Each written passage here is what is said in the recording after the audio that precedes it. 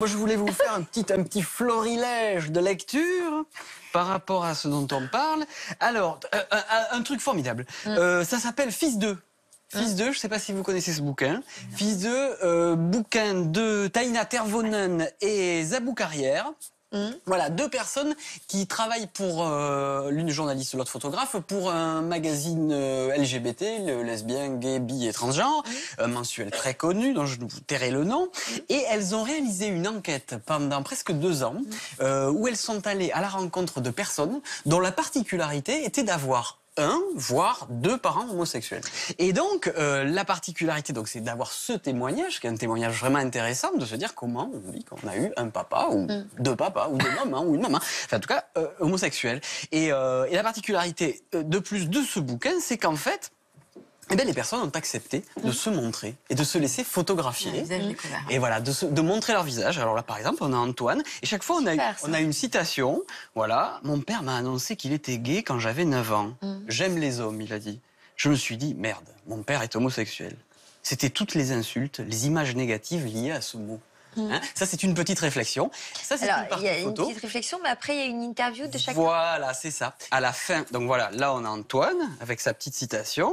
Et puis, là, on se retrouve ici, par exemple, là, voilà, où on a des témoignages bien plus complets, d'où sont tirées les citations qu'on a vues. Et ça nous raconte un peu l'histoire de chacun.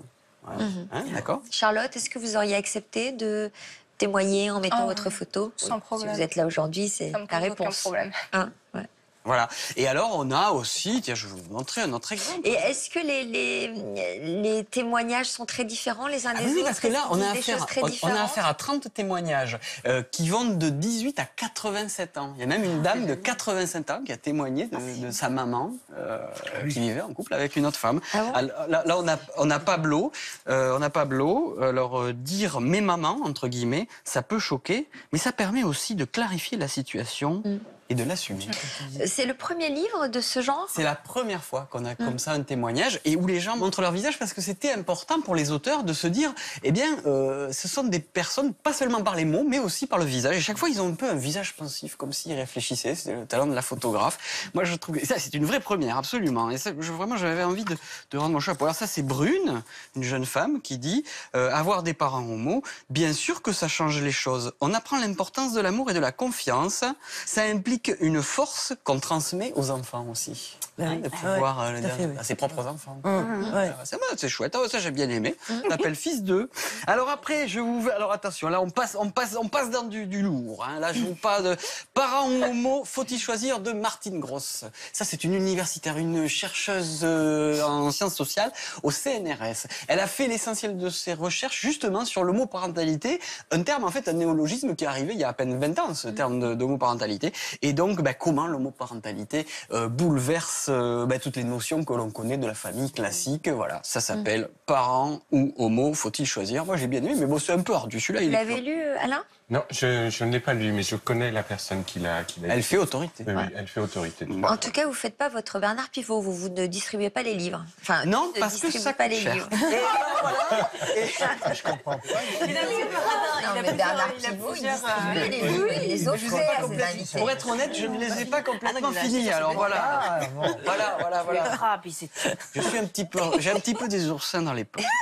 Et alors, le dernier? Et le dernier, un petit coup de cœur, ça s'appelle Papa, il est où, papa? Je ne sais pas si vous connaissez, c'est de Daniel Garcia, c'est un journaliste.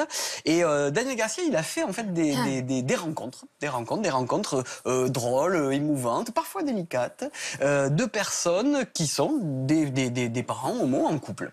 Et alors, il a voulu vraiment briser tous les clichés, on s'imagine que on est parents homo, on habite à Paris, on est dans un milieu aisé, on est bobo, machin, pas du tout. Lui, il a rencontré quasiment exclusivement des gens en province, des gens dans les campagnes, vraiment rurales, qui vivent en couple homo. Et il a rencontré des techniciens, des infirmières, des livreurs de pizza, enfin voilà, toute une population que parfois dans la capitale, on n'imagine pas qu'elle représente aussi ses parents homo. Et moi, comme j'adore la province, je voulais vous en parler. Alors moi, j'ai le droit de vous parler d'un coup de cœur, alors de livres aussi, puisqu'on a présenté 3. Je conseillais à Lionel et à Nathalie, enfin à tout le monde d'ailleurs, de lire le dernier livre de Philippe Besson, qui s'appelle Arrête tes mensonges, sur ce thème de l'homosexualité, qui est un livre absolument magnifique.